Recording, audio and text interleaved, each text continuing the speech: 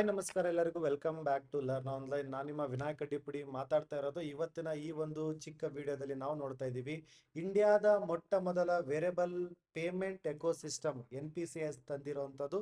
ಹಾಗೆ Booker prize ಪ್ರಶಸ್ತಿ ವಿಜೇತರಾದಂಥ David ಅವರ ಒಂದು ಪುಸ್ತಕ ಮತ್ತು ಬೂಕರ್ ಪ್ರಶಸ್ತಿ ಬಗ್ಗೆ ಈ ಚಿಕ್ಕದಾದ ವಿಡಿಯೋದೊಂದಿಗೆ ನಾವು ಕಲಿತಾ ಇರ್ತೀವಿ. ಸೊ ಇದನ್ನ ಕೊನೆ ತನಕ ನೋಡಿ ಯಾರು ಮಿಸ್ ಮಾಡ್ಕೊಳಕ್ ಹೋಗ್ಬೇಡಿ. ಯಾಕಂತಂದ್ರೆ ಇದು ನಮ್ಮ ಸ್ಪರ್ಧಾತ್ಮಕ ಪರೀಕ್ಷೆಗಳಾದಂಥ PCPSI ಸ್ಟೇಟ್ ಎಕ್ಸಾಮ್ಸ್ಗಳಾಗಿರ್ಬೋದು ಅಥವಾ ಸೆಂಟ್ರಲ್ ಎಕ್ಸಾಮ್ಸ್ಗಳಾದಂಥ SSC, ರೈಲ್ವೇಸ್, ಬ್ಯಾಂಕಿಂಗ್ ಅಂತ ಮುಂತಾದ ಪರೀಕ್ಷೆಗಳಿಗೆ ತುಂಬಾ ಉಪಯುಕ್ತವಾದಂಥ ಮಾಹಿತಿ ಇದಾಗಿರುತ್ತದೆ. ಹಾಗಾದ್ರೆ ಮೊದಲನೇ ಸುದ್ದಿ, ಈ ಒಂದು ನಮ್ಮ ಭಾರತದ ಮೊಟ್ಟ ಮೊದಲ ಅಂದ್ರೆ ರಿಂಗ್ ಶೇಪ್ ಅಲ್ಲಿ ಇರುವಂತದ್ದು ಇಂಡಿಯಾದ ಮೊಟ್ಟ ಮೊದಲ ವೇರಿಯಬಲ್ ಪೇಮೆಂಟ್ ಸಿಸ್ಟಮ್ ಅನ್ನೋದನ್ನು ತಂದಿದೆ ನಮ್ಮ ಒಂದು ಭಾರತ.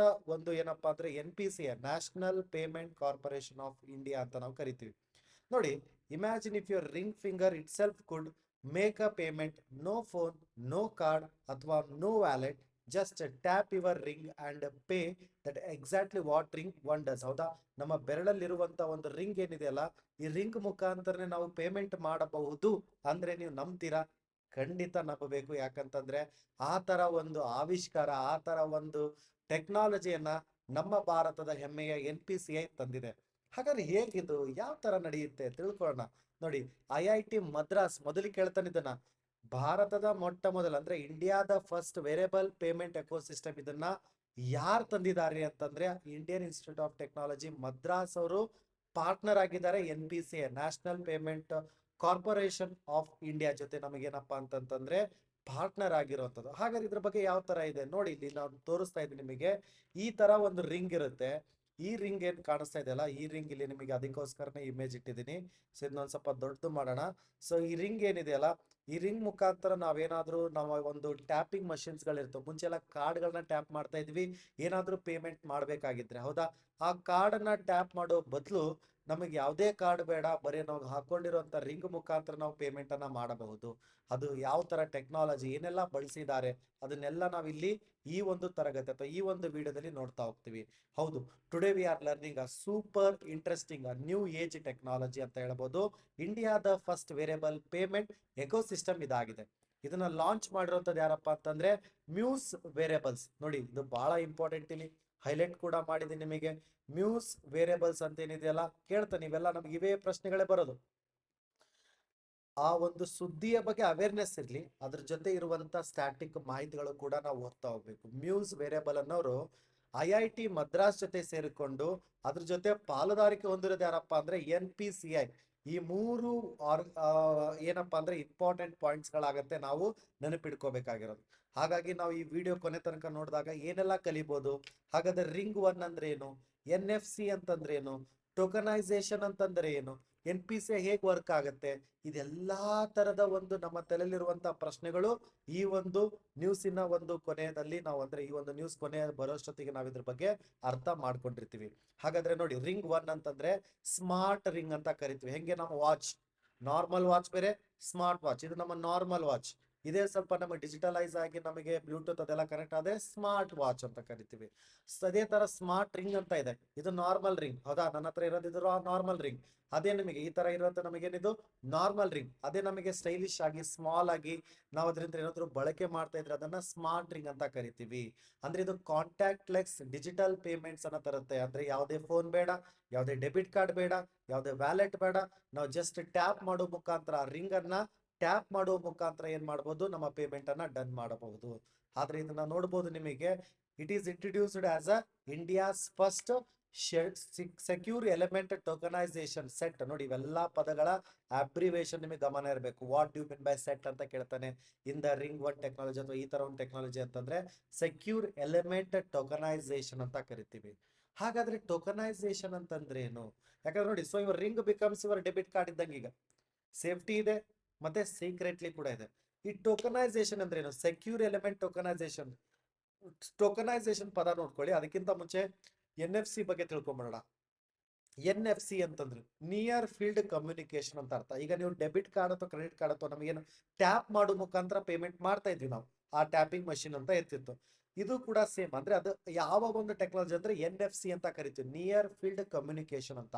ಅಂದ್ರೆ 2 ರಿಂದ 4 ಸೆಂಟಿಮೀಟರ್ ಹತ್ರ ಇರುವ ಒಂದು ವೆರಿ ಕ್ಲೋಸ್ ಆಗಿ ಆ ಒಂದು ಏನಪ್ಪಾ ಅಂದ್ರೆ ಈಗ ಮೆಟ್ರೋ ಕಾರ್ಡ್ NFC ಮುಖಾಂತರ ಟ್ಯಾಪ್ ಮಾಡ್ತೀವಿ, ಅಥವಾ ರಿಂಗ್ ಒನ್ ಈಗ ನಾವು ಟ್ಯಾಪ್ ಮಾಡಿ ನಾವು ಪೇಮೆಂಟ್ ಅನ್ನ ಮಾಡಬಹುದು. ಜಸ್ಟ್ ಟ್ಯಾಪ್ ಮಾಡಿದ್ರೆ ನಮ್ಮ ಟ್ರಾನ್ಸಾಕ್ಷನ್ ಕಂಪ್ಲೀಟ್ ಆಗುತ್ತೆ. ಇಷ್ಟೇ ನಮಗೆ ಇದರಲ್ಲಿರುವಂತ ಮಾಹಿತಿ. ಅಂದ್ರೆ ಕಾಂಟ್ಯಾಕ್ಟ್ ಲೆಸ್ ಪೇಮೆಂಟ್ ಅನ್ನ ಇಲ್ಲಿ ನಾವು ನೋಡ್ತಾ ಇದೀವಿ. ಇದು ನಮಗೆ ಫಾಸ್ಟ್ ಇದೆ, ಸೇಫ್ ಇದೆ ಅಂಡ್ ನೋ ಇಂಟರ್ನೆಟ್ ಇದೆ. ಸೇಫ್ ಯಾವ ತರ ಇದೆ ಸರ್, ಅದೇ ಹೇಳ್ತಾ ಇರೋದು ನಿಮಗೆ.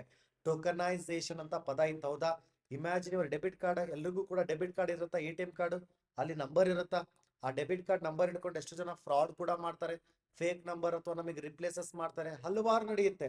ಅಂದ್ರೆ ಅದಕ್ಕೆ ನಮ್ಮ ಫ್ರಾಡ್ ಕೂಡ ಅದರಿಂದ ನಡೀತಾ ಇರೋದು. ಬಟ್ ಆದ್ರೆ ಕೆಲವೊಂದ್ಸಲ ನಮಗೆ ಆ ಫ್ರಾಡ್ ಇಂದ ಕೂಡ ತಪ್ಪಿಸ್ಕೋಬಹುದ್ರೆ ಈ ಒಂದು ಟೋಕನೈಸೇಷನ್ ಮುಖಾಂತರ. ಅಂದ್ರೆ ಏನ್ ಮಾಡ್ತಾರೆ, ಆ ನಂಬರ್ಗಳು ಏನಿದಾವಲ್ಲ ನಮಗೆ 1 2 3 4 5 6 7 8 4 ಸಲ 9 ಇದೆ, ಆಮೇಲೆ 4 ಸಲ 0 ಇದೆ.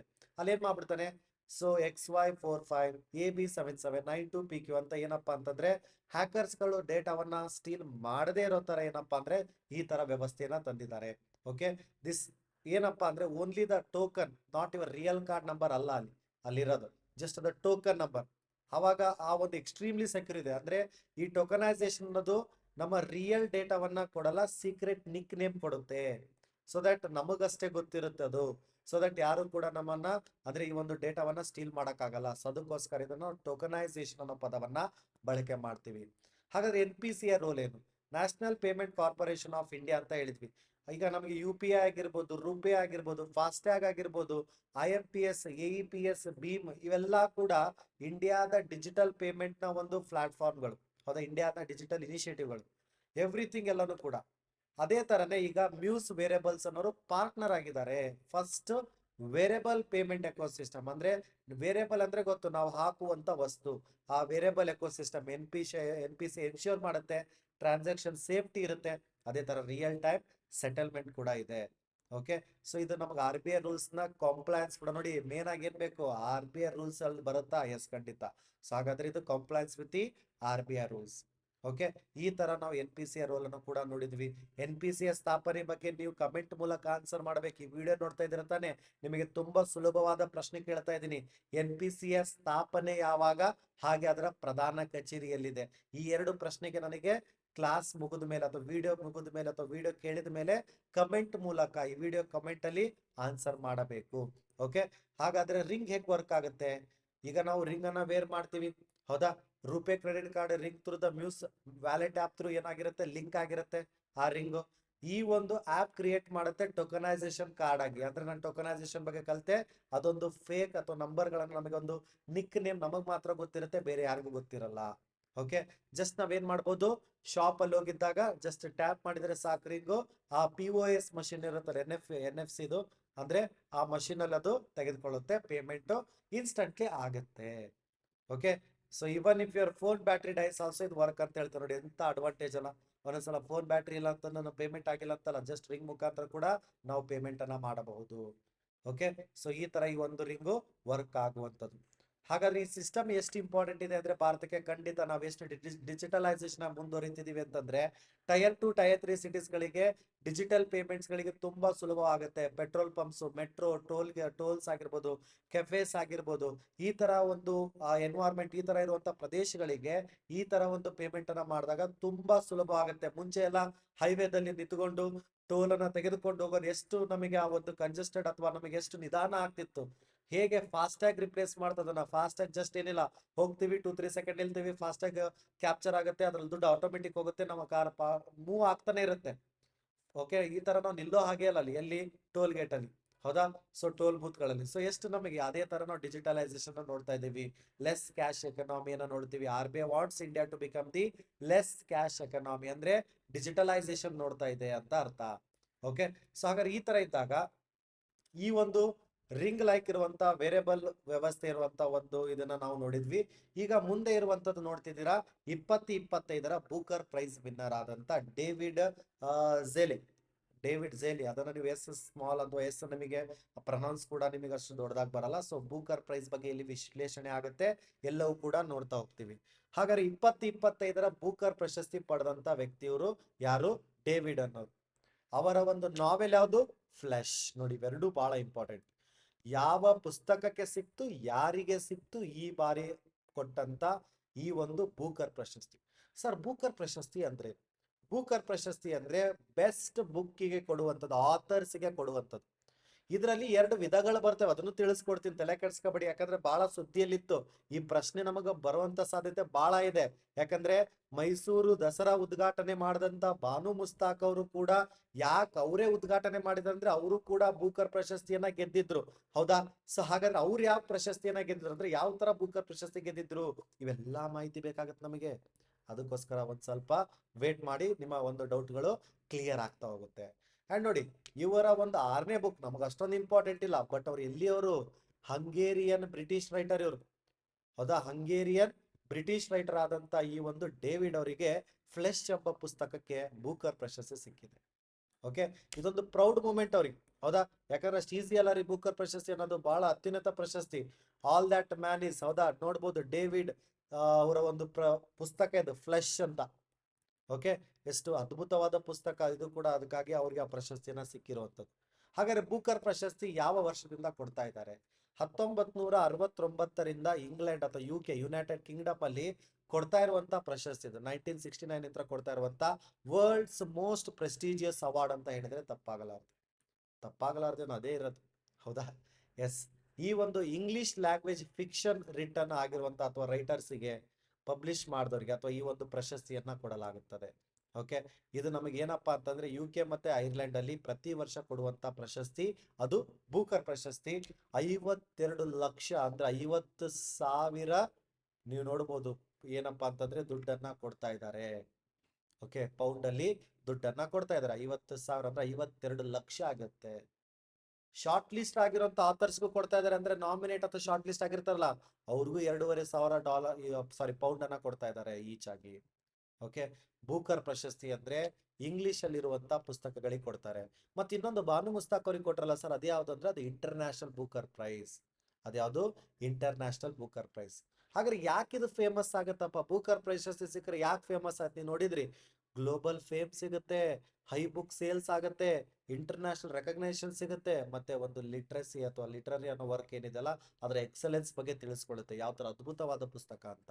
ಓಕೆ, ನೋಡ್ಬೋದು ಇದನ್ನ ಆಸ್ಕರ್ ಆಫ್ ಲಿಟ್ರೇಚರ್ ಅಂತ ಕೂಡ ಕರೀತಾರೆ. ಆಸ್ಕರ್ ಪ್ರಶಸ್ತಿ ಎಲ್ರಿಗೂ ಗೊತ್ತು. ಓಕೆ, ಆಸ್ಕರ್ ಪ್ರಶಸ್ತಿ ಅಂತ ಏನ್ ಕರಿತೀವಲ್ಲ, ಆಸ್ಕರ್ ಆಫ್ ಲಿಟ್ರೇಚರ್ ಅಂತಾನೆ ಇದನ್ನ ಕರೆಯುವಂಥದ್ದು, ಈ ಒಂದು ಬೂಕರ್ ಪ್ರಶಸ್ತಿ. ಹಾಗಾದ್ರೆ ನಾನು ಹೇಳಿದೆ, ಬೂಕರ್ ಪ್ರೈಸ್ಗೂ ಇಂಟರ್ನ್ಯಾಷನಲ್ ಬೂಕರ್ಗೂ ಏನ್ ವ್ಯತ್ಯಾಸ ಅಂತಂದ್ರೆ, ಬೂಕರ್ ಪ್ರೈಸ್ ಅಂದ್ರೆ ಇಂಗ್ಲಿಷ್ ಲ್ಯಾಂಗ್ವೇಜ್ ಅಲ್ಲಿ ಇರಬೇಕು, ಫಿಕ್ಷನ್ ಆಗಿರುವಂತದ್ದು ಪುಸ್ತಕ. ಹಾಗೆ readers can be from any country, but English language ಅಲ್ಲಿ ಇರಬೇಕು. ಇಂಗ್ಲಿಷ್ ಲ್ಯಾಂಗ್ವೇಜ್ ಅಲ್ಲಿ ಇರಬೇಕು, ಲೈಕ್ ಯಾವುದೇ ಒಂದು ದೇಶದಿಂದ ಇರ್ಬೋದು.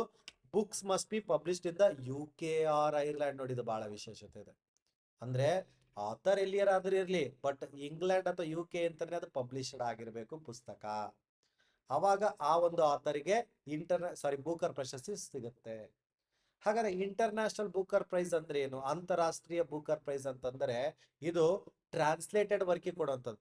ಅಂದ್ರೆ ಯಾಗ ನೋಡ್ಬೋದು, ನಮ್ಮ ಲೈಕ್ ಬಾನು ಮುಸ್ತಾಕ್ ಅವರು ಬರೆದಿರುವಂತದ್ದು ಕನ್ನಡದಲ್ಲಿ, ಓಕೆ, ಆದ್ರೆ ಅದನ್ನ ಟ್ರಾನ್ಸ್ಲೇಟ್ ಮಾಡಿರ್ತಾರೆ ಇಂಗ್ಲಿಷಿಗೆ. ಆ ಒಂದು ಲಿಟರರಿ ವರ್ಕಿಗೆ ಬೂಕರ್ ಪ್ರಶಸ್ತಿ ಸಿಕ್ಕಿದೆ. ಈ ಇಂಟರ್ನ್ಯಾಷನಲ್ ಬೂಕರ್ ಪ್ರಶಸ್ತಿ ಪಡೆದಂತ ಮೊಟ್ಟ ಮೊದಲವರು ಯಾರಪ್ಪ ಅಂದ್ರೆ ಅದು ಗೀತಾಂಜಲಿ ಶ್ರೀ ಅವರ ಒಂದು ಟಾಂಬ್ ಆಫ್ ಸ್ಯಾಂಡ್ ಎಂಬ ಪುಸ್ತಕಕ್ಕೆ.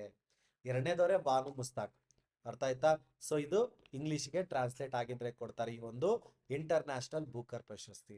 ಆದ್ರೆ ಇಲ್ಲಿ ನೋಡಿ, ಬೂಕರ್ ಪ್ರಶಸ್ತಿಗೆ ಓನ್ಲಿ ಆಥರ್ಸ್ ಸಿಗುತ್ತೆ. ಈ ಒಂದು ಇಂಟರ್ನ್ಯಾಷನಲ್ ಬೂಕರ್ ಪ್ರಶಸ್ತಿ ಆಥರ್ ಮತ್ತೆ ಟ್ರಾನ್ಸ್ಲೇಟರ್ ಇಬ್ಬರಿಗೂ ಕೂಡ ಸೇರ್ಬೇಕದು, ಅಂದ್ರೆ ಹಂಚ್ಕೋತಾರ ಅವ್ರು. ಆ ಪ್ರಶಸ್ತಿನ ಹಂಚ್ಕೋಬೇಕು, ಅರ್ಧ ಇವ್ರು ಅರ್ಧ ಇವ್ರು. ಓಕೆ, ಪ್ರೈಸ್ನಲ್ಲ, ಇದು ಕಪ್ಪಲ್ಲ, ಪ್ರೈಸ್ ಮನಿನ. Okay, yes. ಹಾಗಾದ್ರೆ ಇಲ್ಲಿ ಕೊಟ್ಟಿದ್ದೀನಿ ಲಿಸ್ಟ್, ಬಹಳ ಇಂಪಾರ್ಟೆಂಟ್ ಆಗಿರುವಂತ ಲಿಸ್ಟ್. ಏನು? ಬೂಕರ್ ಪ್ರಶಸ್ತಿ ಪಡೆದಂತ ವ್ಯಕ್ತಿಗಳು: VS ನೈಫುಲ್ ಶರ್ಮಾ ಇನ್ನ ಫ್ರೀ ಸ್ಟೇಟ್ ಎಂಬ ಪುಸ್ತಕಕ್ಕೆ ಸಿಕ್ಕಿದೆ. Salman Rushdie midnight's children ಅಂತ ಪುಸ್ತಕಕ್ಕೆ ಸಿಕ್ಕಿದೆ.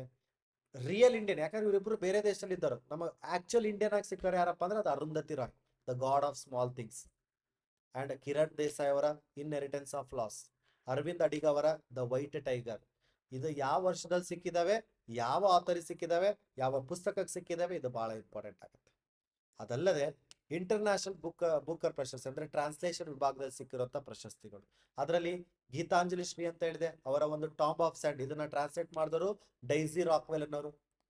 ಹಾಗೆ ಬಾನು ಮುಸ್ತಾಕ್ ಅವರ ಹಾರ್ಟ್ ಲ್ಯಾಂಪ್ ಅನ್ನೋ ಒಂದು ಪುಸ್ತಕ. ಇದನ್ನ ಟ್ರಾನ್ಸ್ಲೇಟರ್ ಮಾಡಿದ್ರು ಯಾರು? ದೀಪಾ ಬಾಸ್ತಿ.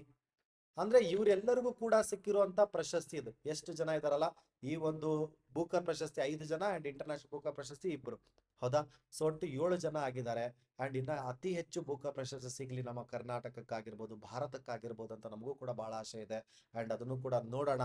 ಓಕೆ, ಸೊ ಈ ಒಂದು ಚಿಕ್ಕದಾದ ವಿಡಿಯೋದಲ್ಲಿ ನಿಮ್ಮೊಟ್ಟಿಗೆ ನಾನು ಬಂದೆ. 2 ಇಂಪಾರ್ಟೆಂಟ್ ಇವೆಂಟ್ಸ್ಗಳನ್ನ ಕಲಿಸ್ಕೊಟ್ಟೆ. ಒಂದು NPCA ತಂದಿರುವಂಥದ್ದು IIT ಮದ್ರಾಸ್ ಜೊತೆ ಸೇರ್ಕೊಂಡು ಆ ಒಂದು ಫಸ್ಟ್ ವೇರಿಯಬಲ್ ಆಗಿರುವಂಥ ರಿಂಗ್ ಲೈಕ್ ಇರುವಂಥ ಪೇಮೆಂಟ್ ಸಿಸ್ಟಮ್ ಅನ್ನ, ಅದಲ್ಲದೆ ಇನ್ನೊಂದು ಬೂಕರ್ ಪ್ರಶಸ್ತಿ ಬಗ್ಗೆ ತಂದಿದ್ದೆ. ಇದೇ ತರ ಇನ್ನ ಹೆಚ್ಚಿನ ಮಾಹಿತಿಗಳನ್ನ ಕಲೆ ಹಾಕ್ತಾ ಹೋಗೋಣ ನಮ್ಮ ಮುಂದಿನ ವಿಡಿಯೋಗಳಲ್ಲಿ ಅಂತ ಹೇಳ್ತಾ, ಥ್ಯಾಂಕ್ ಯು ಎವ್ರಿವನ್. ಇದೇ ತರ ವೀಕ್ಷಣೆ ಮಾಡ್ತಾ ಇರಿ. ನಿಮಗೇನಾದ್ರೂ ಬ್ಯಾಂಕಿಂಗ್, SSC ಮತ್ತು ರೈಲ್ವೇಸ್ ಅಂತ ಪರೀಕ್ಷೆಗಳಿಗೆ ತಯಾರಿ ನಡೆಸ್ತಾ ಇದ್ದೀರಾ, ಒಂದು ಒಳ್ಳೆಯ ಕೋಚಿಂಗ್ ಸೆಂಟರ್ ಬೇಕು ಅಥವಾ ಒಳ್ಳೆಯ ಕೋಚಿಂಗ್ ಬೇಕು, ನಾನು ಸಕ್ಸಸ್ ಆಗಕ್ಕಂತಂದ್ರೆ ನೀವು ಆರಾಮ್ಸೆ ಲರ್ನ್ ಆನ್ಲೈನ್ ಇನ್ಸ್ಟಿಟ್ಯೂಟ್ ಕಡೆ ನೀವು ನೋಡಬಹುದು. ಹಾಗೆ ಇಲ್ಲಿ ಮೊದಲ 2-3 ದಿನಗಳ ಕಾಲ ಉಚಿತ ಡೆಮೋ ಕ್ಲಾಸಸ್ ಕೂಡ ಅಟೆಂಡ್ ಆಗಿ, ನಿಮಗೆ ಆ ತರ ಏನಾದ್ರೂ ನನಗಿಲ್ಲಿ ನೀವು ಹೇಳೋದೆಲ್ಲ ಕರೆಕ್ಟ್ ಇದೆಯಾ, ಹೌದಾ, ಇದು ಸಕ್ಸಸ್ ಇದೆಯಾ ಅಂತ ಡೌಟ್ ಇದ್ರೆ ಆ ಒಂದು ಕ್ಲಾಸಸ್ಗಳನ್ನು ಕೂಡ ಅಟೆಂಡ್ ಆಗಿ, ಅದಾದ್ಮೇಲೆ ನೀವು ಡಿಸಿಷನ್ ತಗೊಳ್ಳಿ. ಯಾಕಂದ್ರೆ ಇಲ್ಲಿ ನಿಮಗೆ ಒಂದು ಸಲ ಪೇಮೆಂಟ್ ಮಾಡಿದ್ರೆ ನಿಮ್ಮ ಜಾಬ್ ಕನ್ಫರ್ಮ್ ಆಗೋವರೆಗೂ ನಾವು ನಿಮಗೆ ವ್ಯಾಲಿಡಿಟಿ ಕೊಡ್ತೀವಿ. ಸೊ ಹಾಗಾದ್ರೆ ಇನ್ನೇಕ್ ತಡ ಮಾಡ್ತಿದ್ರ? ಏನಾದ್ರೂ ಇದ್ರ ಬಗ್ಗೆ ಹೆಚ್ಚಿನ ಮಾಹಿತಿ ಬೇಕಿದ್ರೆ ಅಲ್ಲಿ ಕೊಟ್ಟಿರುವಂತ ನಂಬರ್ಗೆ ಕಾಂಟ್ಯಾಕ್ಟ್ ಮಾಡಿ. ಹಾಗೆ ನಮ್ಮ ಟೆಲಿಗ್ರಾಮ್ ಚಾನಲ್ ಕೂಡ ಇದೆ, ಅಲ್ಲಿ ನಿಮಗೆ ಏನಾದ್ರೂ ಮಾಹಿತಿ ಬೇಕಿದ್ರೆ ಅಲ್ಲೂ ಕೂಡ ನೀವು ಶೇರ್ ಅನ್ನ ಮಾಡ್ಕೋಬಹುದು. ಅಂಡ್ ಈ ವಿಡಿಯೋ ಖಂಡಿತ ಇಷ್ಟ ಆಗಿದ್ರೆ ಲೈಕ್ ಕೊಡೋದು ಮರಿಬೇಡಿ. ಮತ್ತೆ ಹೊಸಬ್ರು ಯಾರಾದ್ರೂ ಇದ್ರೆ ಚಾನಲಿಗೆ, ಅವರು ಕೂಡ ಸಬ್ಸ್ಕ್ರೈಬ್ ಬಟನ್ ಅನ್ನ ಕ್ಲಿಕ್ ಮಾಡಿಕೊಂಡು ಅದ್ರ ಪಕ್ಕ ಇರುವಂತ ಬೆಲ್ ಐಕಾನ್ ಅನ್ನು ಕೂಡ ಪ್ರೆಸ್ ಮಾಡಿದ್ರೆ ನನ್ನ ನೆಕ್ಸ್ಟ್ ವಿಡಿಯೋ ಅಥವಾ ಯಾವುದೇ ವಿಡಿಯೋ ಆದ್ರೂ ಕೂಡ ನಿಮಗೆ ನೋಟಿಫಿಕೇಶನ್ ಬರ್ತದೆ. Thank you everyone. Bye bye. ನಮಸ್ಕಾರ.